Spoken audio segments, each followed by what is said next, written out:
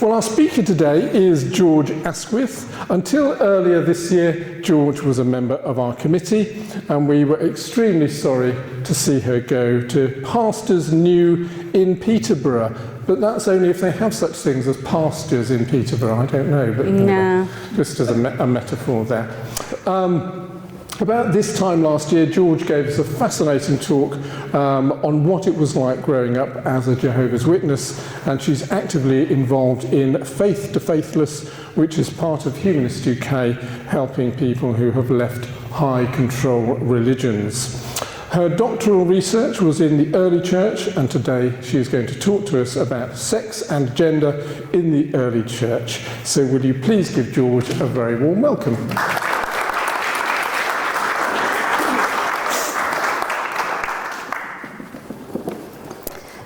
I'm going to start with a few trigger warnings because this talk will contain nudity, beheadings, sex workers and torture. So are we, yeah, well, okay, I've got the right audience, good. When we look at Christianity today, we see so much diversity. You've got fundamentalist Christians who believe the Bible is the word of God and cannot be in any way questioned. You've got more liberal Christians, you've got Christians who are barely Christians at all. And then you've got church doctrine versus lived experience. So how many Catholics actually use birth control, despite the fact that that is not a part of church doctrine. Now imagine how much diverse Christian belief could be if we didn't even have the Bible as we know it. One historian of this period, and I'm going to be looking at sort of the first 400, 500 years of Christianity, Professor Christoph Markschies says, in the big cities, people from the widest range of classes were won over by the broadest of fronts, and the church acted as a kind of laboratory in which different forms of theology, hierarchies of ministry, and ethics were tried out. Only very gradually does some sort of majority church become recognizable. And one of the most important takeaways from this talk, I hope, will be how diverse belief was. Not necessarily teaching, but belief. So I'm going to discuss what the Bible says about sex and gender, the development of the biblical canon, what early Christian writers said, and then the potential role models that early Christians would have when they looked at how they wanted to live their lives in relation to sex and gender. Where I quote the Bible, I'm going to be using the New International Version. The Bible was a product of its times, and that time was over a millennium. And in all of that time, women were second-class citizens and they were property. Here we have Solomon with his 1,000 wives and concubines.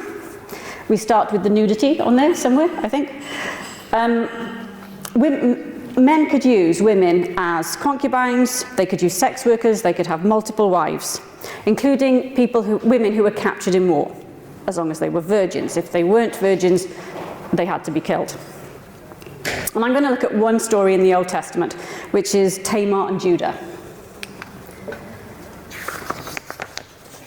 Judah was a son of Jacob. He was the brother who suggested, after Joseph had his coat of many colours, that they sell him into slavery. Founder of the tribe of Judah, whence we get the word Jewish. Tamar was married to Judah's eldest son, but was wicked in the sight of the Lord, and the Lord put him to death. So Tamar was then married to Judah's second son, Onan. Judah said to Onan, "Sleep with your brother's wife and fulfill your duty to her as a brother-in-law to raise up offspring for your brother." But because Onan knew that the child would not be his, he spilled his semen on the ground. What he did was wicked in the Lord's sight, so the Lord put him to death. Judah then sends Tamar back to her family and says, "When my third son, Shelah, comes of age, you can marry him." Judah's wife later dies, and Judah decides to go visit his sheep. Tamar has realized that she has not been married to Shelah. Shelah has come of age, and Tamar's still in her father's house.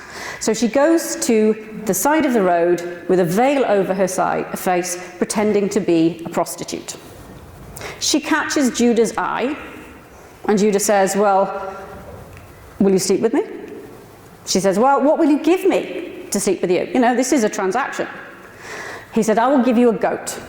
Well, until you can get me the goat, can I please have something of yours? And she asks for his staff, among other things. They do the deed, they return home. He tries to send a goat, but this prostitute has disappeared. No sign of her. 3 months later, Judah is told that Tamar is pregnant and has been prostituting herself. Bring her out and burn her, is his reaction to that. Burn her, you know. So she's brought out and she says, yes, okay, I've slept with someone, but this is the person I've slept with. And when she brings out his staff and other items, he realizes it's him. And he can no longer say, well, burn her. He has to turn around and say, she is more righteous than me because I did not give her Sheila. And it finishes saying, he did not sleep with her again. Phew. It was perfectly acceptable for Judah as a man to sleep with a sex worker. There's no condemnation of that in the text at all. Yet he would have had her burned for exactly the same action. Sex happens a lot less in the New Testament. Jesus and Paul exhort to celibacy, considering it a gift. If it's impossible to be celibate, yes, you can have sex, but only in marriage, and honestly, it's best if you don't. So it's highly regulated, best not to be avoided. So if that's heterosexual sex, what about homosexual sex? In the Old Testament, we have the laws of Leviticus, where sexual acts of all kind are condemned. Leviticus 20:10-15 gives the death penalty if a man has sex with his neighbour's wife, his stepmother, his daughter-in-law, so good job Judah was before these laws were written, another man, or with an animal. And if it's with an animal, the animal also gets put to death. And then we have the story of Sodom and Gomorrah. Sodom and Gomorrah is a very problematic, complex story. It clearly condemns sexual violence and rape, but does it condemn homosexuality? So I'm sure you've heard the story many times before. 2 angels visit Abraham and tell him that Sodom and Gomorrah will be destroyed. Abraham pleads with God and says, if we just find 10 people, please don't. The angels then visit Lot, and Lot offers them hospitality. The men of Sodom and Gomorrah come out and want to sleep with the angels. Where are the men who came to you tonight? Bring them out to us so we can have sex with them. The angels then blind these men and warn Lot to flee. As they do, God rains sulfur down on Sodom and Gomorrah, destroying everything and everyone. So were they destroyed because of homosexuality? Ezekiel 16 says, the sin of Sodom was being arrogant, overfed, unconcerned, and not helping the poor and needy. Doesn't mention sex. Ezekiel therefore has a different focus on why Sodom and Gomorrah might have been destroyed. And again, this reflects what we see today in Christianity. More fundamentalist religious interpretations see the destruction of Sodom and Gomorrah because they were homosexual. Others see it as a story about inhospitality, arrogance, violence, sexual violence. But what it doesn't do, the story does not in any way even comment on mutually consenting adults of the same sex expressing desire and love in a relationship. In the New Testament, homosexual sex seems equally condemned. Romans 1:26. Because of this, God gave them over to shameful lusts. Even their women exchanged natural sexual relations for unnatural ones. In the same way, men also abandoned natural relations with women and were inflamed with lust for one another. And 1 Timothy tells us, we know the law is made not for the righteous, but for the lawbreakers and the rebels, the ungodly and sinful, the holy and religious, for those who kill their fathers or mothers, for murderers, for the sexually immoral, for those practicing homosexuality, for slave traders, liars and perjurers. But the difficulty with these passages for us today is, firstly, the ancient world did not have the same concepts of gay, straight, bi, pan, whatever, that we have today. Your sexuality was not created by who you slept with. They also had very different views about male and female sexuality, as we saw with Tamar and Judah. And I cannot stress this enough, translation is an art, not a science. So there are as many views today on homosexuality in the Bible as there are scholars. Because of time, I'm going to look at one passage, which is the 1 Timothy one. Most scholars don't think Paul wrote 1 Timothy. The language is different to Galatians. And then we have the term practicing homosexuality. And I always snigger at this. Arsekonoitoi, a compound word put together. We have arsen, meaning man, and we have koiton, meaning bed, but with a sexual connotation. And this is linked to malakoi, which means soft or effeminate. So if we're going to literally translate the phrase that we've got as practicing homosexuality, we've got soft male sex bed. What does that mean? Does it mean anal penetrative sex between two men? Does it mean pederasty? Does it apply to women? That phrase does not answer any of those questions. Not only do modern scholars and modern Christians continue to argue about this, they argued about it in the early Christian period. John Chrysostom used the same word, arsekonoitoi, for pederasty, which is where you've got the age gap as you had in ancient Greece. John IV of Constantinople used it to describe anal sex, but with a woman. So my takeaway from all of this is, if you believe the Bible is the literal, inerrant word of God, don't do gay sex. Don't be gay. If you are more liberal and you think, yes, the Bible is inspired of God, but it was a product of its time, we need to renegotiate it, proceed with caution.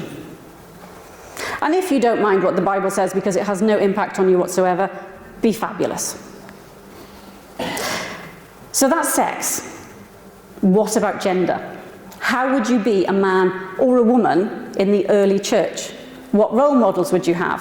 What would you have thought about? So again, the Bible is a product of its times. It's patriarchal. The men in the Bible are warriors and leaders, and the women are caregivers and mothers. We do have some people who weren't. We have women like Huldah, Deborah, and Miriam, who were all prophets and judges in ancient Israel. But just as the Bible is a product of its times, the secular society that it was written in was also patriarchal.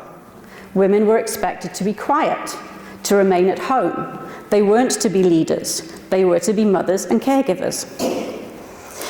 In the early church, women were attracted to Christianity as a more egalitarian religion. Jesus had women among his followers, among his innermost circle. Women were involved in some of the things that he did. He treated them with dignity and respect. Paul mentions Phoebe and Junia. Phoebe is a diakonos, a deacon.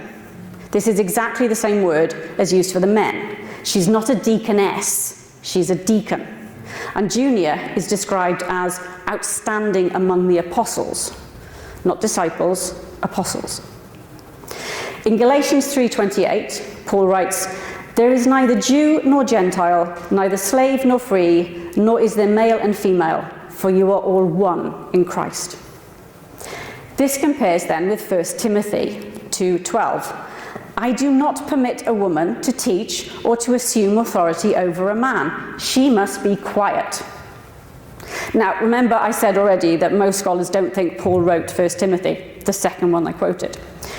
But ultimately, today, when we look at things like this, it doesn't matter, because that is what has gone into the biblical canon. Women must be quiet. They must not teach. They may be spiritually equal to men, but physically they must accept their position. Eve was gullible and caught out by the serpent, hence we have original sin. Pandora opened the box. Secular society, religious society, it was the same kind of ideas about men and women. Speaking of the biblical canon, What texts would an early church congregation have? What would they have access to? So imagine that we have some preachers coming from the big city of Ephesus. They've come to us. We're starting to believe this new religion. They've left us some scrolls. But texts are expensive, so we can't just go and get lots more. We have the Gospels. We have some letters by Paul and other people. We have the Proto-Evangelium of James, which was a story about Jesus' childhood, which was incredibly popular in the early Christian period. And we have the Septuagint, which is the Greek translation of the Old Testament. I'll talk about that in a minute. So we have the Apocrypha. Our scrolls aren't the same as the scrolls in Christchurch, where they're setting up that other congregation. So we can swap with them. So, we've got quite a few, but what we don't have is the New Testament as we know it. And also, again, this is the Roman Empire. We're in Greek-speaking Roman Empire, for example. It wasn't until 341 when Constantine's son Constantius II outlawed pagan sacrifice. So this was still a period when we were very much in the minority. Now, thinking about all of that, how do you think this is going to affect your belief in the new religion? And I am asking a question. How do you think that that is going to affect your belief in the new religion?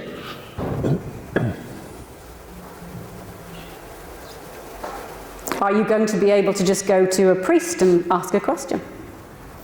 There's going to be a lot of diversity in the various churches. Basically, almost a free-for-all. Yeah, a free-for-all is a really good way to put it. There's going to be some basic understanding. Okay, Jesus, was he resurrected bodily? Well, we haven't sorted that one out yet. What happened? Was he resurrected? That's still a bit of an argument.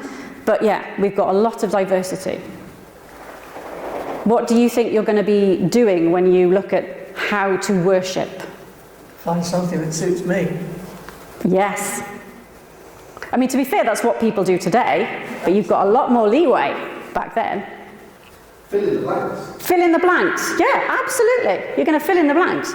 You're going to find something that makes sense to you and your life and your interests. Doesn't mean to say that this was ever church teaching. So while there was debate in the early church over the biblical canon, the major writings were accepted by almost all Christians by the middle of the 3rd century. Various church councils and synods, such as the Synod of Hippo in 393, the Councils of Carthage in 397 and 419, gave us the official canon. But just because there is an official canon doesn't mean our little congregation has it all. And then we come to levels of literacy.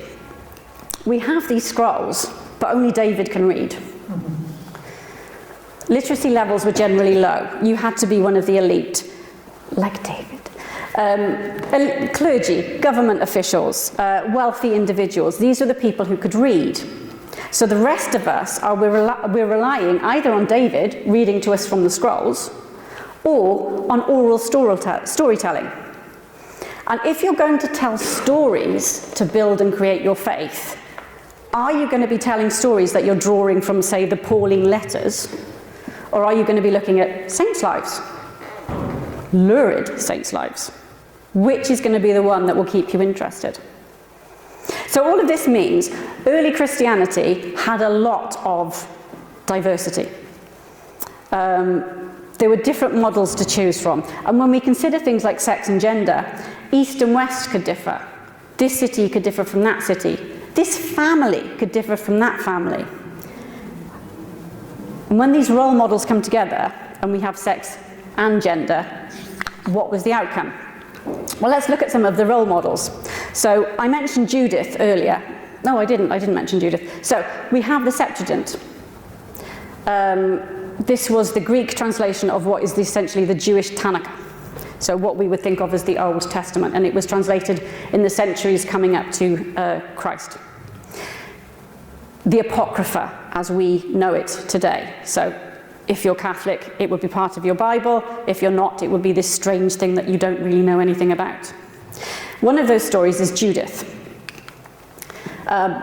This is Caravaggio's awesome painting of Judith. I did think twice about putting it in, and then I thought, well, frankly, if you're dealing with sex, nudity and torture, you can handle Caravaggio. Judith is introduced to the reader through 18 men. I'm not going to read this, mainly because I can't pronounce all of them. So she is the person who saves Israel. She saves Israel by beheading Holofernes. But her position is very clearly in a masculine world. She is described as fearing God, she has a reputation for wisdom, and she is a smoking hot babe. I couldn't find any classical pictures of eyes popping out, so we are stuck with Tex Avery's wolf. But every single man that comes across Judith has this reaction to her. So she prays to God that he will allow her to crush the Assyrian arrogance by the hand of a female. She dresses up in her finery, she goes to Holofernes and says, I can help you take Israel. Because he is the Assyrian leader, that's what he wants to do. She will stay with him, but she will go out every night, pray to God, and at some point God will tell her when the right time is for Holofernes to attack Israel and win. Holofernes, like every man in the story, has this reaction to Judith and decides he wants to seduce her. Unfortunately, in his attempt, he gets absolutely hammered and passes out first. This gives her the opportunity to behead him. God gives her strength that she can do it with 2 strikes. She then takes the head in a bag back to her hometown, shows it to the elders of her town and says, the Lord struck him down by the hand of a female, fulfilling her earlier prayer. The Assyrians panic and Israel wins the day.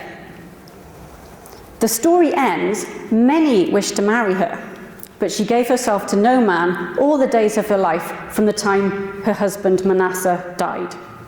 She lived to 105. It's a long time to be celibate.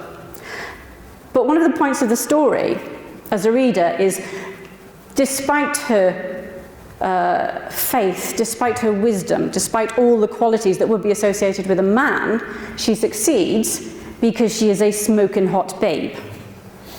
It's her sexuality that allows her entrance and the ability then to kill Holofernes.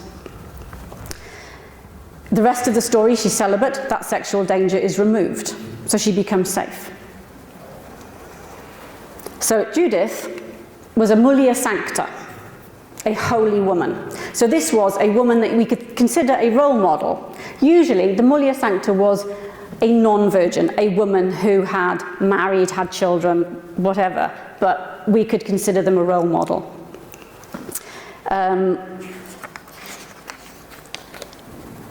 What about the New Testament?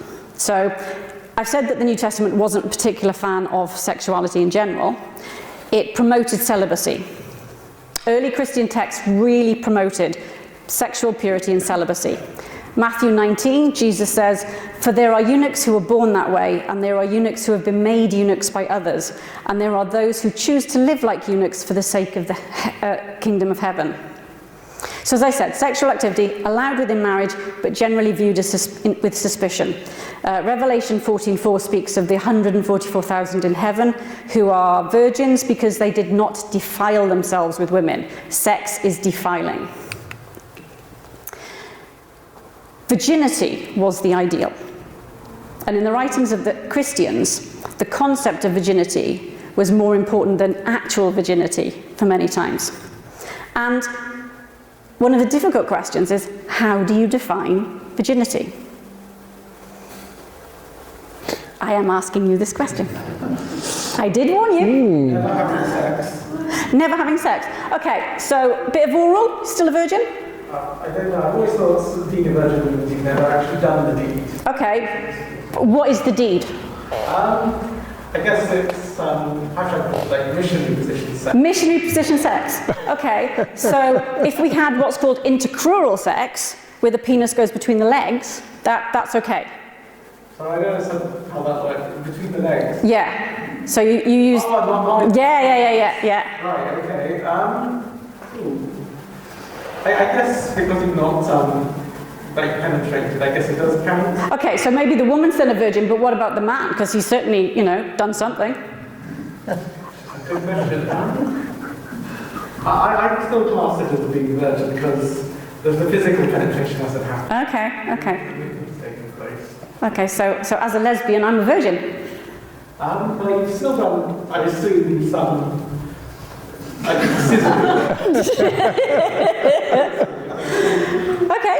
Anybody else want to chip in? Isn't this what Bill Clinton spent a lot of time? Yes. Yeah. I did not have sex with that woman. I don't think the Supreme Court ever got to the bottom of it, did it? No. If the Supreme Court can't, well, what chance do we have? Is there some of it whether it's going to lead to the produce, that woman having a child from the other man, his line, because that was so important. And I think that's probably any action that could make a woman get pregnant. Okay. Virgin, I would have thought. Because Okay. that's what bothered people, was their line. So if what you've done is intended to create a baby. Well, no, who creates a baby, whether you intend. Oh, okay. So if you create a baby. Yeah. So what about Mary? Well, that's from, So, you've got to remember you're a Christian in an early congregation now. So. oh well, if we're on role model, I still wouldn't believe it. Okay. We already have our first heretic. Absolutely. She was a virgin. They didn't want the Virgin Mary. Okay, but she had a baby. So anybody else want to have an idea of how you would define virginity? Virgin, in my understanding, is a translation from Greek merely meaning young woman. Okay. I'm going to get myself tied up in knots now, but I would say penetrative sex. Okay. The definition of loss of virginity. Okay. So how do we define virginity for men? Having had Still the same way.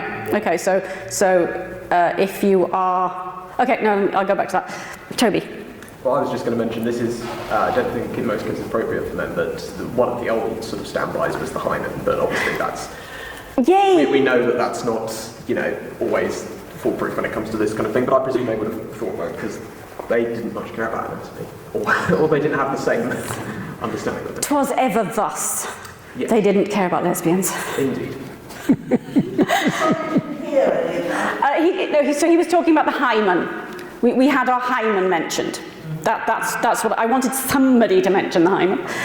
Any other, before I move on, any other? I was just going to follow up on the penetrative. Yes. Is this a knock on the defence? Any orifice goes? Well, that was going to be what I came back to, yes. Yeah, so if we have oral sex, I mean, there's penetration, but... So you can see that this is actually quite a difficult concept when you actually think about what is a virgin. What is a virgin man? What is a virgin woman?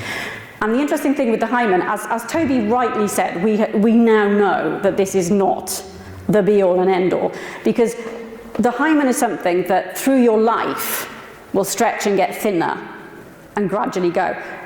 It's, unless you have a traumatic experience, generally one thing, one bit of penetrative sex, one use of a tampon is not going to destroy the hymen.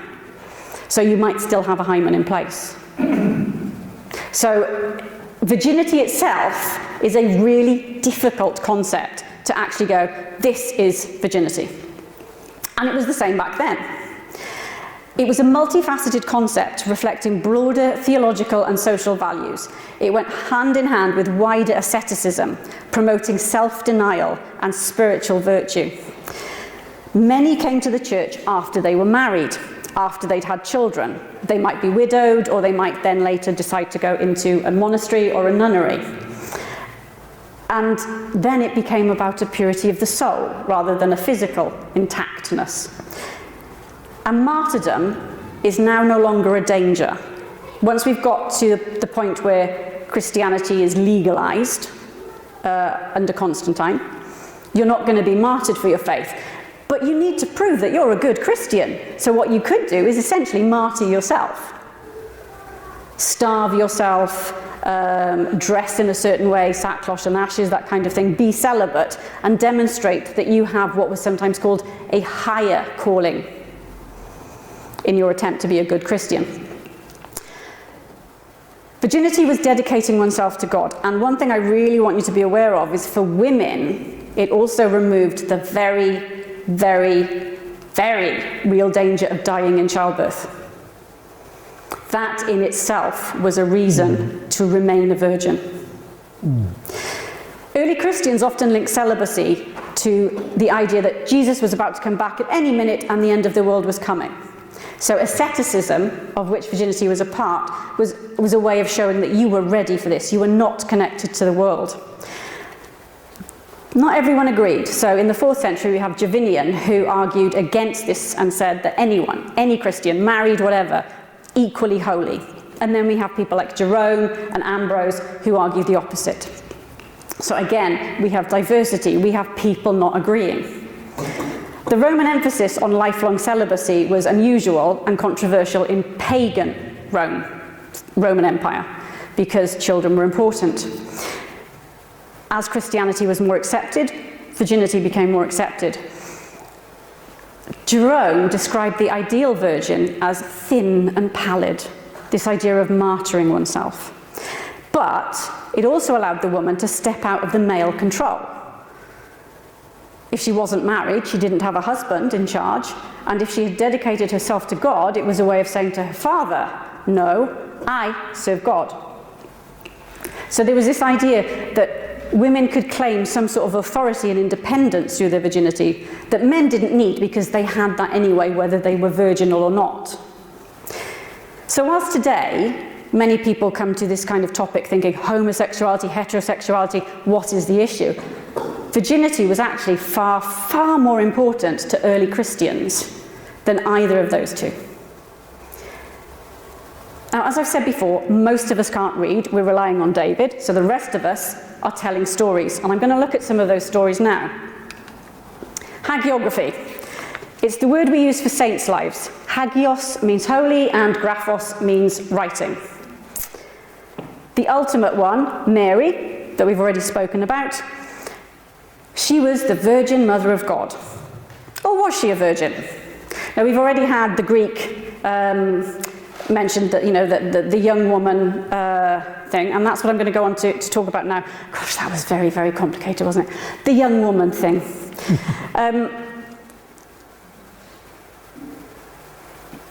We have Matthew saying, all this took place to fulfill what the Lord had said through the prophet, the virgin will conceive and give birth to a son, and they will call him Emmanuel. That prophet was Isaiah. Matthew was using the Septuagint. Now, I mentioned the Septuagint earlier. It was the Greek translation of the Hebrew Tanakh. And this is what the Christians would have used. This is what the Jewish people would have used in the Roman Empire. So here, we have the Isaiah one. And the word there that is translated virgin is Alma. Therefore, the Lord himself will give you a sign. The virgin, Alma, young woman, exactly what you said, will conceive and give birth to a son, and will call him Emmanuel. The word here for young woman is not the word that they would use for virgin specifically. That was Bethula. But in the Septuagint, when it was translated into Greek, they used the word Parthenos, and Parthenos is most definitely virgin. Isaiah 7 also, in context, is clearly about a prophecy that was fulfilled in 735 BCE when Jerusalem was besieged by the northern kingdom and Syria. Because the next few verses state, he will be eating curds and honey when he knows enough to reject the wrong and choose the right. So what it's saying is, this will all be over, this siege will be over by the time this child is about 12, because that's when he would have become a man in Jewish law. So this is nothing really to do with Jesus. It was something that the Christians then look back on. And these arguments were known in the early Christian period. So there is a writer, Justin Martyr, who in the 2nd century wrote a book where he was having a pretend argument with a Jewish man called Trypho. And Trypho says, the scripture is not, behold the virgin shall conceive and bear a son, But behold, the young woman will conceive and bear a son, and so on, as you quoted. But the whole prophecy refers to Hezekiah. Moreover, in the fables of those who were called Greeks, it is written that Perseus was begotten of Danae, who was a virgin. He who was called among them Zeus, having descended on her in the form of a golden shower. And you ought to feel ashamed when you make assertions similar to theirs. Rather, you should say, Jesus was born of man. And if you prove from the scriptures that he is the Christ, and on account of having led a life conformed to the law, he deserved the honour of being the Christ, that is good. But do not tell monstrous stories, lest you be convicted of talking foolishly like the Greeks. So all of the arguments that I've just said that modern scholars use were known back then. Justin, because he is a Christian, says, no, none of that is true. So we've got Mary as a virgin being developed. But then we have the idea of Mary as a perpetual virgin. She was a virgin through the birth of Jesus and on. This is something that came up in the Proto-Evangelium of James, a text I mentioned earlier, which was incredibly popular. It was about Jesus doing lots of miracles as a kid, and then Mary remaining a virgin. And again, the early Christian fathers, the people who were the authority, disagreed. Clement of Alexandria and Origen said, yes, she is a perpetual virgin.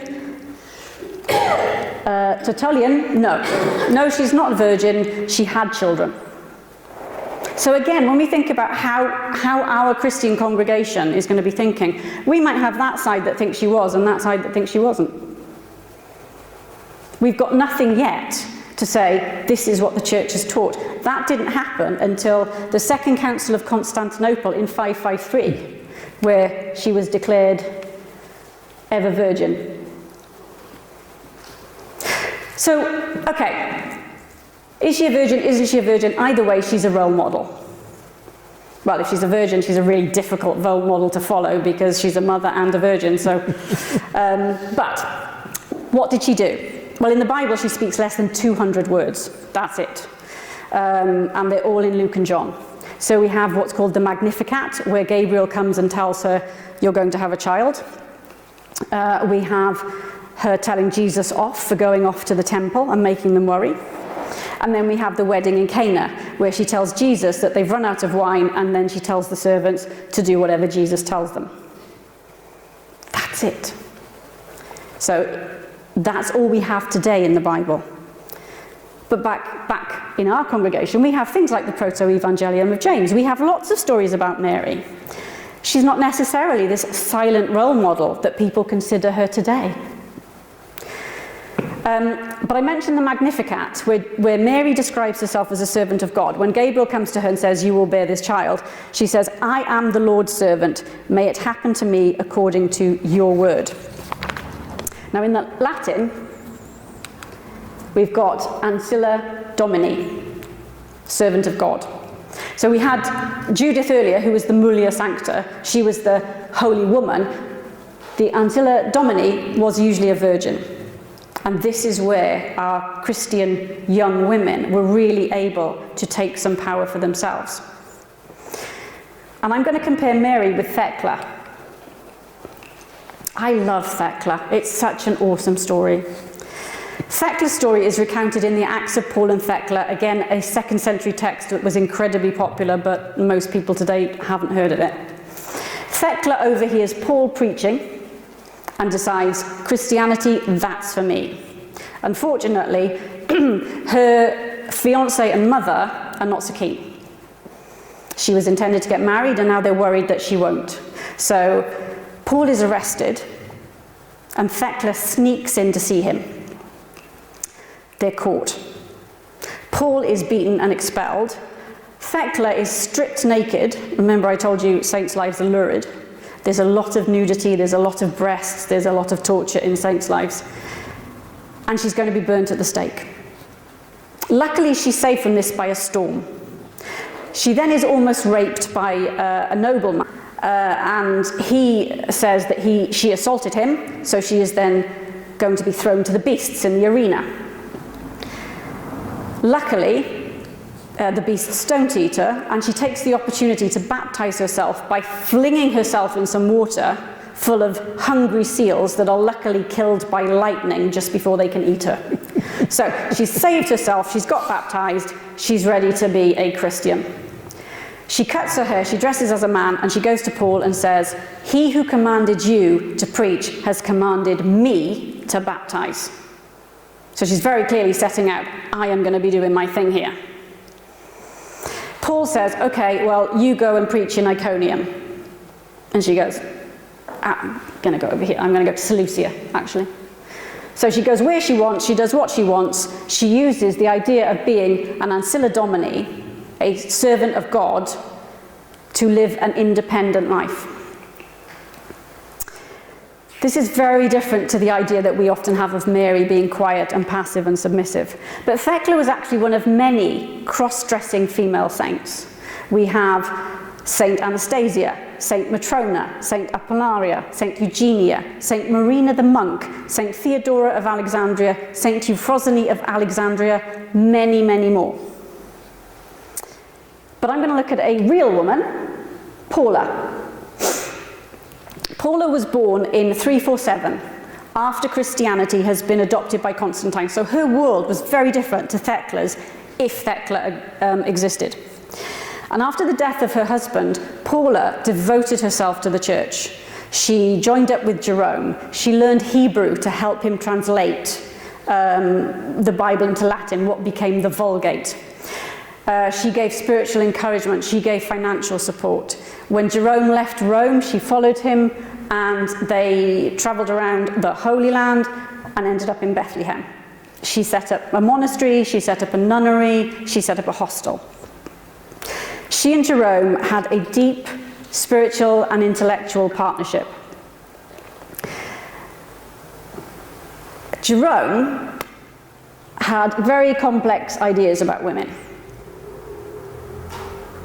Paula, he adored. He praised her. He spoke about her intellect. He spoke about her throwing herself at the feet of men to learn. Women in general, he was a raging misogynist. Women were overly concerned about their appearance, their makeup. They were flirtatious, they were spiteful, they were quarrelsome, they were jealous. The ideal virgin, as I've said, was thin and pallid, only ever left the house to go to worship. If one of these women had thrown themselves at the feet of a man, of a monk to learn, they would have been considered sexual temptation. So we can see there that someone like Jerome had very different views about women in general and individual women that he actually knew. One of the things that he would say about Paula and her daughter Eustochium was that they were manly in their faith because they were celibate. Now, Paula obviously wasn't a virgin, she was the mother of Eustochium. But she was celibate, she was manly, she was virile in her faith. Another writer that we have, Augustine of Hippo, in his Confessions, he writes of his own sexual life, but then the fact that he became celibate as a Christian. And like Jerome, he placed celibacy above marriage. He believed in self-control, in the pursuit of virtue, and that these were masculine qualities. They were achievable through celibacy, through continence. And think about it. If you are actually starving yourself to show how faithful you are as a woman, one of the things that's going to happen is you're going to lose your curves and you're going to stop your periods. So all these signs that you're a woman are going to disappear. And you can be virile or manly, in the words of these church writers. So we've got virtus, virile, from the Latin vir, valor, masculinity, excellence, courage, all perceived as masculine traits. So women could become men through the church, through their behaviour. Spiritual men, as we go back to Galatians. But what about the men? We've seen how the women can be so much more through celibacy. What about the men? So, Sergius and Bacchus. Their story is told as the passion of Sergius and Bacchus, which sounds a lot better. Passion actually just means in Latin suffering. So it's the suffering of Sergius and Bacchus. The story is set during the reign of Galerius in 305-311, but it was written about 2 centuries later. They were Roman soldiers and Christian martyrs. They shared a deep spiritual bond, and their relationship was rooted in their mutual faith and their commitment to Christianity. They were favoured by Galerius until they refused to take part in a pagan sacrifice, where they were then outed as Christians. They were humiliated by being dressed as women and paraded in public. So as we saw, women becoming man, that was a good thing. But if a man was dressed as a woman, that was a bad thing, that was a humiliating thing. They were then, Bacchus was beaten to death and Sergius was tortured and beheaded. The relationship between these 2 saints is referred to as adelphopoiesis. So we've got adelphos, which is brother, and poiesis, which is to make. This was an Orthodox Christian tradition to unite 2 people of the same sex in a church-recognised relationship like siblinghood. They were like brothers. We have very little evidence of women ever taking part in this. It seems to be specifically for men. And these ceremonies were actually continued by the Catholic Church into the medieval period and by the Eastern Orthodox into early last century. They were a ceremony involving prayers and scriptural readings and the exchange of baptismal crosses. As a spiritual brotherhood, it was different from a biological brotherhood because you had religious significance to the relationship. And it was a formalised way for men to support each other materially and emotionally. It was important in communities where family ties were crucial for your status, maybe even for your survival. Did this include same-sex, romantic, sexual relationships? Well, the historian John Boswell thinks so, but he is in a minority. The oldest text that we have of the story of Sergius and Bacchus uses the word erastai, which does mean lovers. But we've already seen how words change, how they can be used, and how maybe we can see a word in our text that they don't see, and we read it differently. So we don't know. The bond between the 2 men in the church was celebrated for depth, for loyalty, for spiritual connection. They were a symbol of unity and solidarity. And their story, like the women I've discussed, was read, retold and interpreted in different ways. Did the church see them as lovers? I don't think it did. Did an individual Christian man who realised he was sexually attracted to other men read this story as 2 men who were lovers? Yeah. I mean, if I had a penny for every lesbian that's ever gone, ooh, Calamity Jane, isn't she gay? We interpret things for ourselves. Was there some congregation at some point in early Christianity that had 2 flatmates in it, that everybody knew were in a relationship, but they were probably celibate and they were lovely? Yeah, it probably did, because we have it today. But the church never came out and said, yes, it's okay. And we saw with Jerome how he treated Paula and how he wrote about women in general, that there is a big difference between the people we know and the people over there. That one woman that we know who's very friendly with the other one, and lesbians. And up until yesterday, this is where I finished the talk. But I discovered this yesterday. Oh, and it's not come up very well, that's disappointing. This is the sarcophagus of the brothers. Okay, so I don't know if you can see here.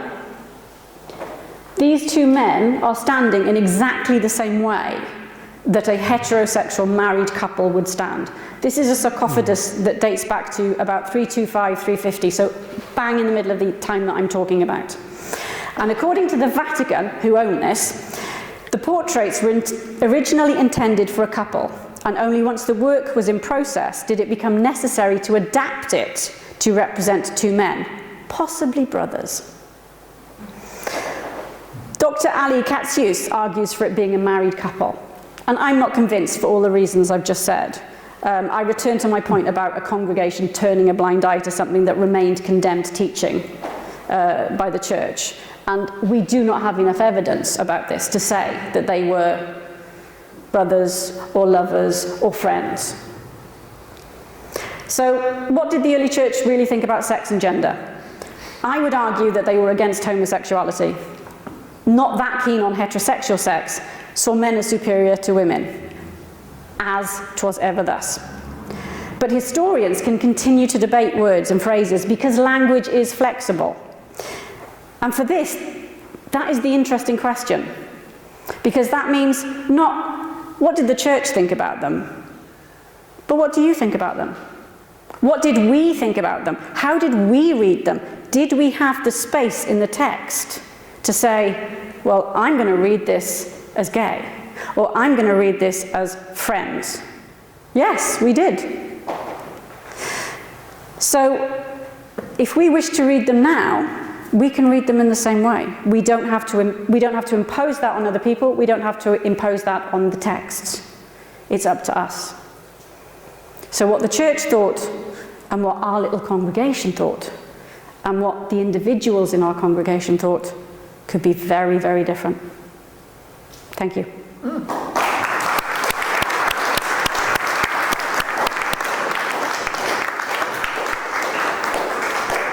Thank you very much, George. That's given us lots of food for thought. So we've got plenty of time for questions, if anyone's got any. And okay, 2 already. I'll come with the microphone to Aaron first. There you go. Thank you very much. That was fantastic. I wasn't expecting to enjoy a load of Christianity on gender. I have to admit. The last two, let's start off with the last two. I was just wondering about the two brothers, and you mentioned flat sharing. The people in here who have got grandchildren, if you were to show them Morecambe and Wise sharing a flat, sleeping in the same bed, would they just say, oh yeah, they're just a gay couple, they're not prejudices? Or would they just say they're friends? But more importantly, if a woman is artificially inseminated with a syringe, is she still a virgin? See, that's why it's such an interesting issue. Yeah. But Morecambe always smoked his pipe in bed. Yes. That was the reason. That was what he said. He always had his pipe. So you can't have sex and have a pipe? That's right. Ah, okay. I'm learning. Okay, I'll go to Steve and then Phil. Okay, that's great. Thanks, George. So, for the first couple of 100 years of Christianity, I mean, it hadn't really embedded in Rome and Greece. All of these relationships were perfectly okay anyway. Depending on where you were and who you were. Well, yeah, okay, but depending on maybe what history you read as well. So, what point? I mean, you talked about various councils, maybe Constantine and Nicaea or whatever else. What would be the driving? Would it have been something like Constantine that drove the kind of changes in attitude in those councils, or could you point to anybody else that would sort of drive those changes? The changes were driven by the need to control. Like, it's chaos.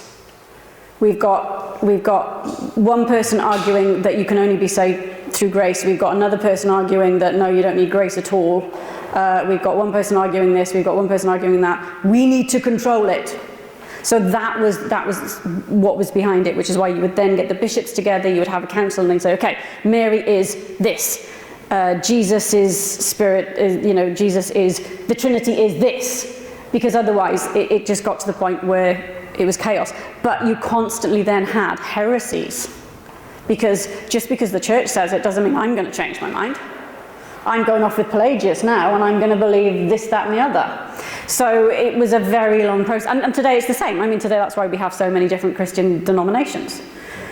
So it's not a case of, well, okay, Constantine did it. There were other people doing it, but it was the same reason. We needed to get some control. We needed to get something where we could agree on things, because otherwise it was just chaos. That's great, thank you. Phil? Thank you. I was under or had an understanding that erastai was about an older man. Yeah. Okay. Yeah. So was it more about age? Because compounded with that, the Greeks had well, ever so many different words for love. And given that it was very much a martial society, the love between soldiers, in a sense, perhaps Storge was kind of like family. And because there was no female presence on the battlefield or whatever, they were somewhat fluid in there. So I wonder, I mean, it's pure speculation on my part, but I wonder really whether it's the translations and it's the period, you said it was translated into Greek, whether that conflated everything.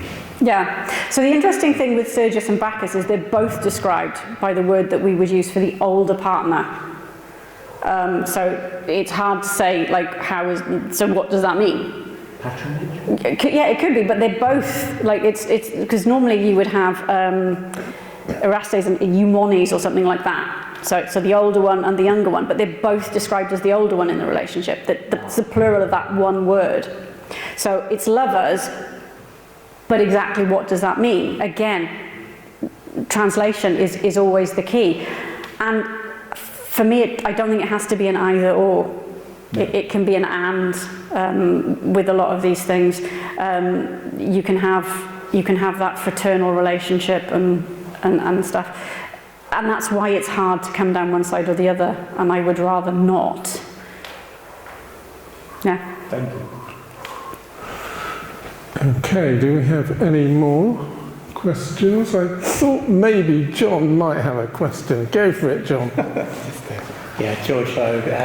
I'm not sure if you've met before, but I'm a friend of Dorset Humanists, and you started off by saying I think that Christianity is very diverse, which it is, and you started off with the evangelicals who believe the Bible is the word of God, God spoken. I am that person. Okay, so I just want to identify that first of all. When you were talking about the early church, especially the first century church's view of sexuality, now I may have misunderstood you here, but you seem to be saying that the early church was not in favour at all of sex in any way. And as a former Christian church pastor, the teaching that I would have brought is that the Bible, Old Testament and New Testament, celebrated and was very positive about sexual intimacy between married heterosexual couples. So I may have misunderstood you. No, I don't disagree with you, but I did emphasise the other side of it. So yes, you can celebrate it. You have the Song of Solomon, and you have that kind of things. My wife over all those years, that was all right. That was okay. That was okay. But if you'd made room for being a eunuch, that was the better way. So yes, we can celebrate it, and it's fine, but it's better if you're eunuch. If you have the gift, that's better. So that's kind of my point. And again, as I said, they were arguing about it. So Jovinian was very much no, there's nothing wrong with being married, absolutely. I don't know why you're going on about all this virgin stuff. You should not be promoting that. We should be promoting marriage. And then Jerome and Augustine came along and went, no. So there was these arguments have gone on throughout. So basically, well, you said it, not me. Toby? Thanks for the talk. During some of what you were discussing, I was reminded of something I read about the early Church Father Faithless, where he was talking about how he had an encounter with the heretical cult, who, among other things, their version of the Eucharist involved eating semen and drinking menstrual blood. Now, those kind of accusations seem to be quite normal among heresiologists, and I'm tempted to say, in a slightly sort of cynical way, does it say more about them than it does about the other people? But on a serious point, do you think it's a useful way of reading into the general attitude of restrictiveness that these particular Christians had about sexuality, based on what they're thinking other people are getting up to? Why not? I mean, again, it happens today, doesn't it? Yeah. As a kind of a side point, the Temple of Satan. which does lots of political work, but if they come up in the news, all you get is, oh, well, they're Satan worshippers and they're obviously beheading babies and doing that kind of thing, whereas what they're actually doing is trying to get laws changed so that you can have abortion. So yeah, that's always this is what they must be doing because this is what I can imagine them doing, and yeah, I would say. But I don't know anything about that particular heresy. I would like to know more. I couldn't remember which one it was, but I'm annoyed with myself.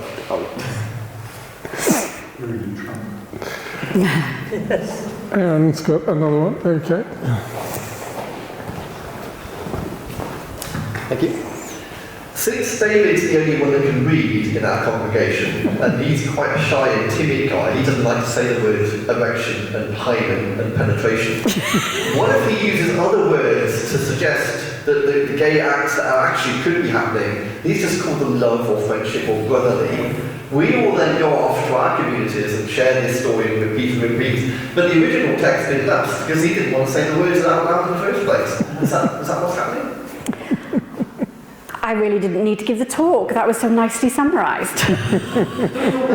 Yeah, it's all David's fault. Yeah, no, absolutely. I mean, I remember sitting in the classroom with, because this bit doesn't go on YouTube, does it? It can be cut if necessary. Okay, so you may need to cut this particular one, right? So one of my lecturers, who was a lovely young lady, had to, we were talking about the way language had changed over time and stuff. And those of you who know York, and there are other places that are the same, there is a road there that is now called Grape Lane. But in the medieval period, it was Grope Cunt Lane, because that's where the prostitutes were. And she could not say that word. She tried to write it on the board, and then she just said, look it up.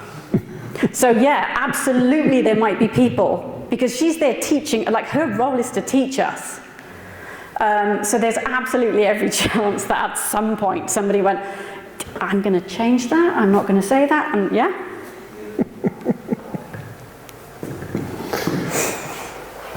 Do we have any more questions bubbling up? George, I'm wondering how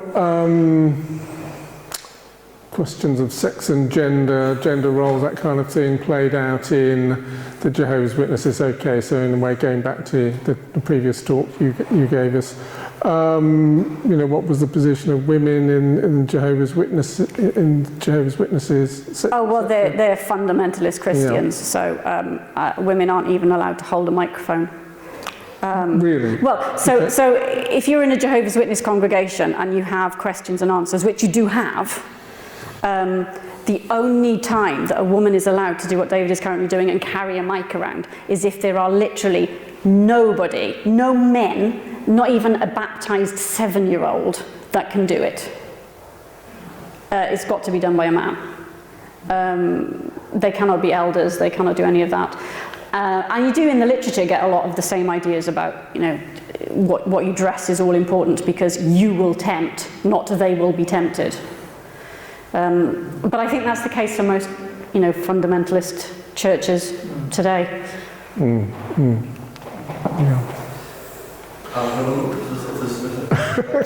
Go on then. So more broadly than Christianity, going into the Muslim realm, if we can go into that, the Christians have obviously moved, or some of them have, in their opinionated areas, and we've obviously arrived where we have. But the Muslim side of the fence seems to be very much stuck in that area where women can't do anything, basically. How is it that the Christians have kind of wiggled and moved and had the different areas of interest, whereas the Muslims are stuck very firm, women can't do this, can't go shopping, can't get a job, can't teach, depending on the country, all those sort of things? I think you'll find in the UK most Muslim women can do all of those things. Okay, thinking in there. But but then if you had a theocracy, it would be exactly the same for Christianity, wouldn't it? I mean, would it be any different if Iran was Christian? I'm thinking Israel, but that's quite progressive, I'm guessing. But... Yeah, Israel is a whole thing with the politics and stuff. I think it's more a case of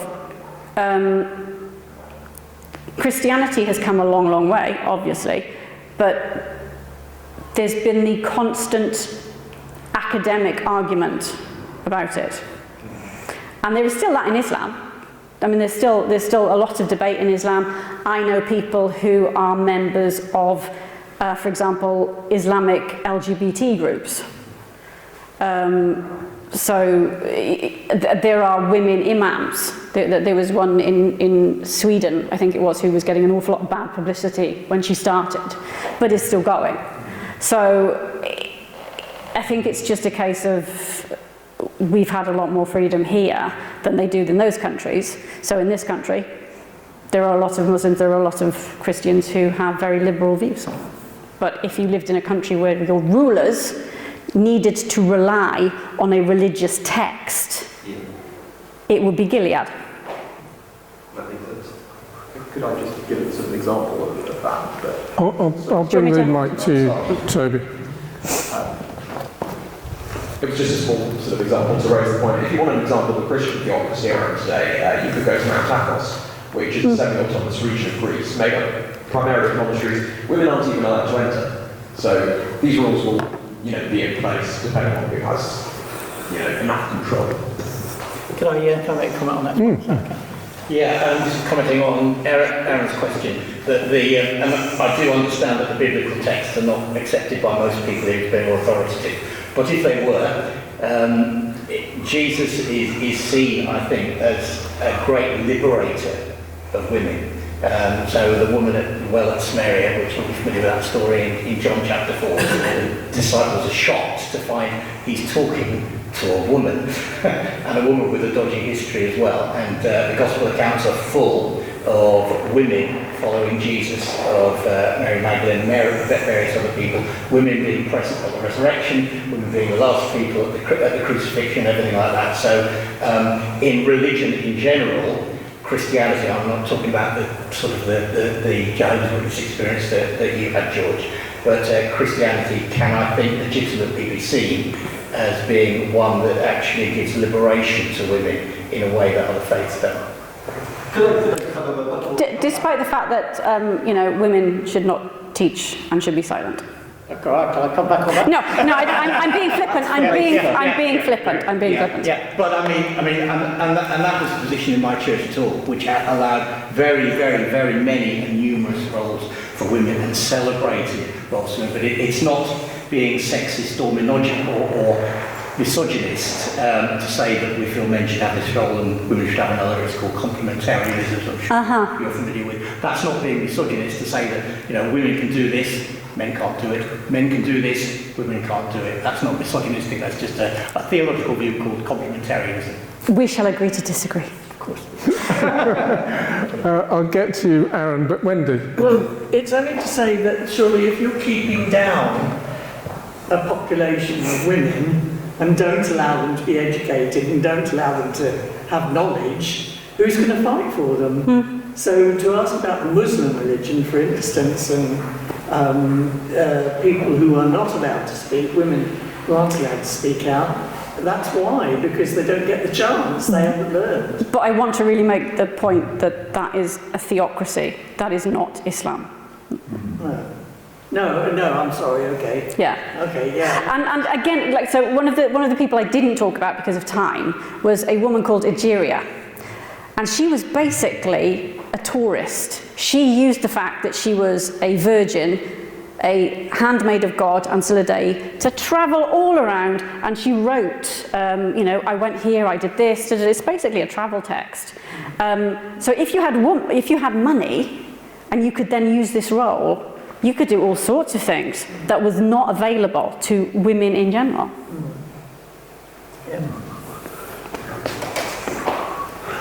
Aaron, did you want to come back on anything? I was just going to say, if Jesus had been so good with his women, if he put someone in his cabinet, but early Christianity was, that's why a lot of women, particularly in cities, were attracted to it, because they could have a role, they could be deacons. My PhD was actually on early Christianity in England, the first couple of centuries. And it's quite interesting that initially you've got a lot of very rich women coming out of marriages, founding nunneries, and every single nunnery that we know of from early Anglo-Saxon England is a double monastery, which means women were in control of not just the nuns but the monks. So they would have taken they would have been the ones that did the sacrament and all of this. They had money, they had lands, they had power. And the church did not like that, because that's not the role of a woman in the Bible. So they then started to say, well, okay, you're a virgin, you're a handmaid of God, but you're now under the church and you need to do what I say. And you need to follow models like Mary, who is nice and quiet, and not Thecla, because she was a loudmouth independent woman, and you're not supposed to be that. So you really have this dynamic of women going, oh wow, this is a chance for me to actually do something, and then the church coming down on them and saying, no, we don't want this. But it took a couple of centuries. And then we had the Vicar of Dibley. Sorry? Then we had the Vicar of Dibley. We did. It took that long.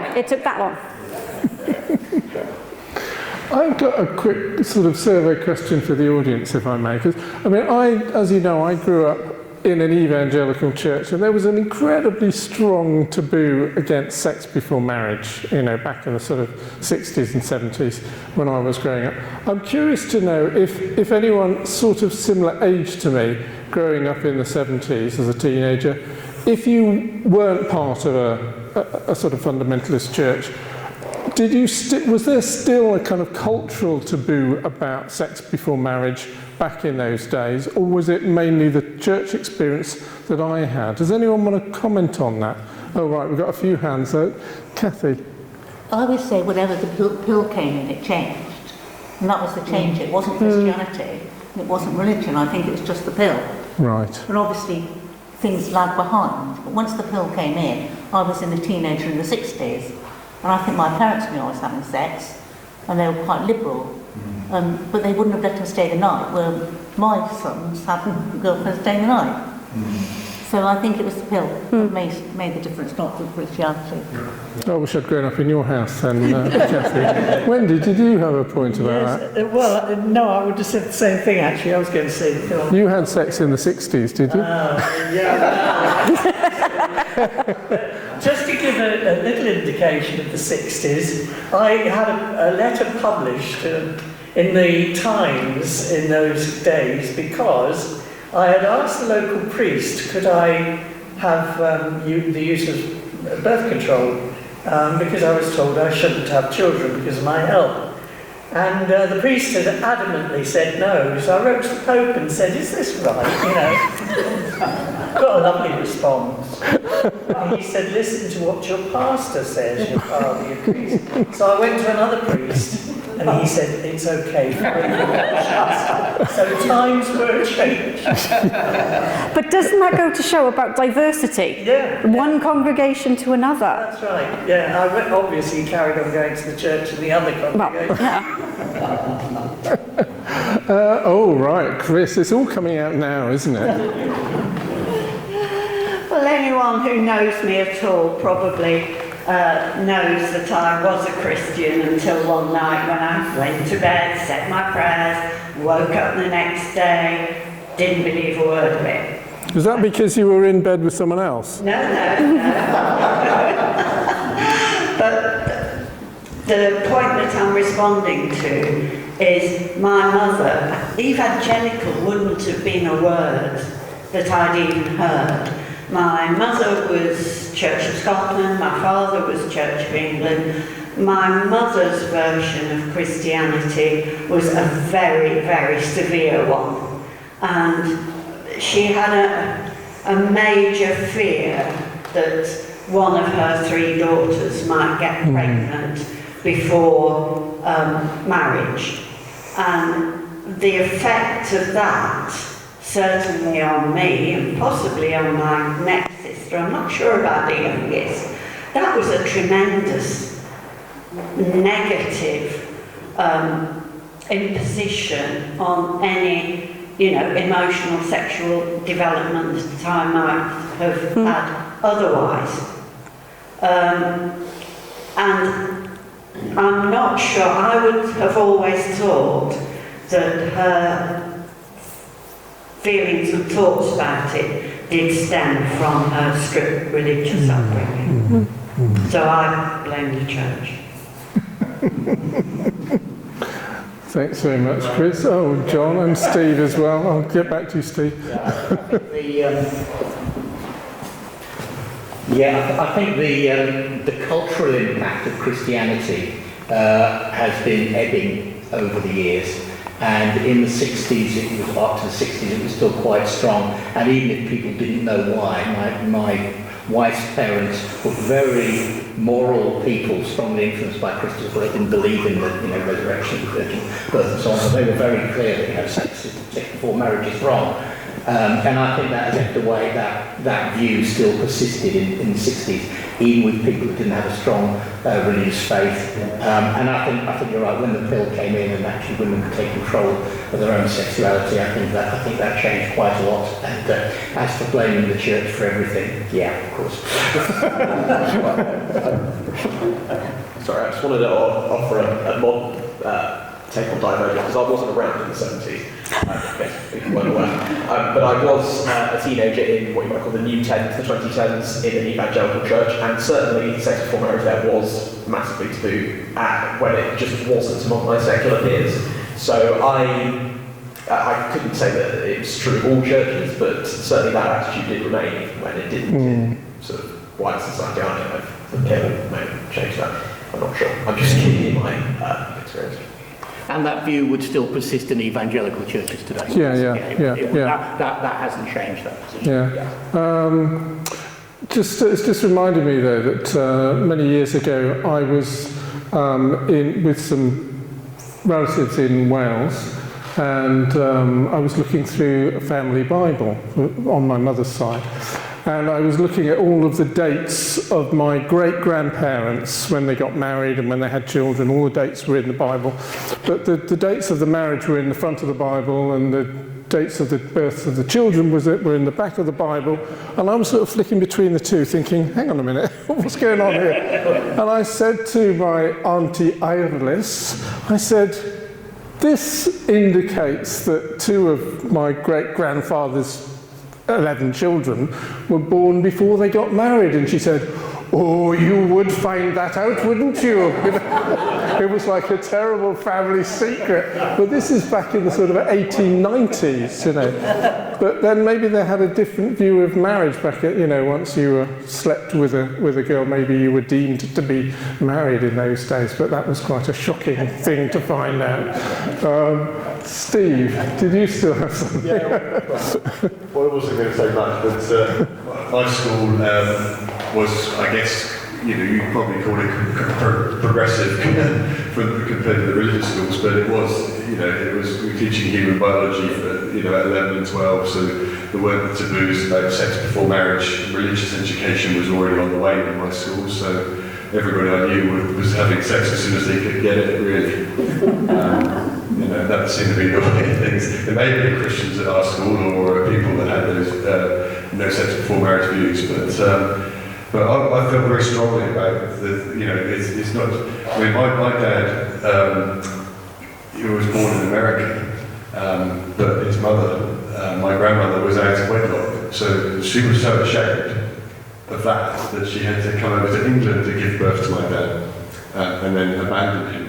And that's what was going on all across America. People were going right across the other side of the states, and virtually up to Alaska to give birth, and then just abandoning their children. It was such a shock, such a shameful thing. So I'm really glad that we moved away from that sort of, taboo, because it destroys a lot of people's lives. Having that prejudice against, somebody who's born out of wedlock and then they're shamed for the rest of their life. So I'm glad that we've changed.